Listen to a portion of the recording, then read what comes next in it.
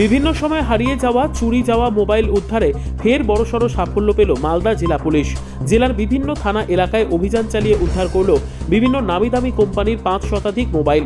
উদ্ধার মোবাইলগুলি শনিবার জেলা পুলিশের প্রত্যর্পণ কর্মসূচির মাধ্যমে তুলে দেওয়া হলো প্রকৃত দাবিদারদের হাতে।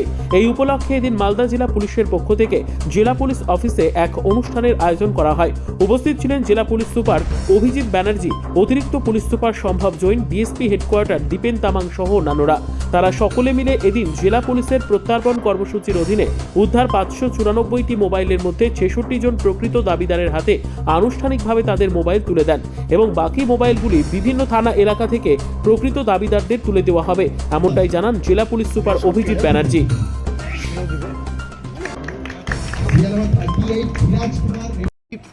ফোন আমরা রিকভার করেছি, যেগুলো মিসিং ছিল বা অন্যান্য কেসের কানেকশানে আছে। মেনলি মিসিং মোবাইল আছে। 594 মোবাইলস আমরা রিকভারি করেছি।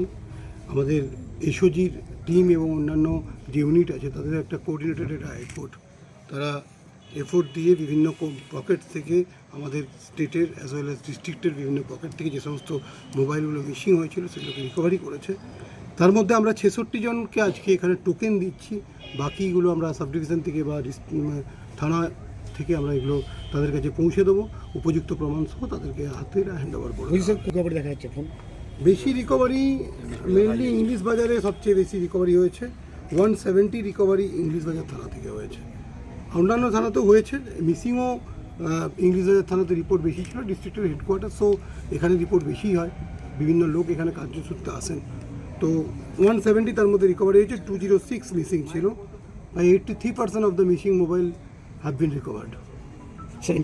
যারা এগুলো চুরি বা করছে, সবসময় এরকম নয় যে সবসময় চুরি হচ্ছে, কিছু কিছু সময় চুরি হচ্ছে। আমি আজকে যেমন একটা কেস দেখলাম, একজন যিনি যার হাতে আমরা মোবাইল ফিরিয়ে দিলাম, একজন বোন, তিনি বললেন তার ব্যাগটা তার ওখান থেকে চলে গিয়েছিল। আমরা ওই কেস কানেকশন ওটাকে অ্যাড করে কেসের যে ডেভেলপমেন্ট সেটা করবো, কেসের ইনভেস্টিগেশন করবো।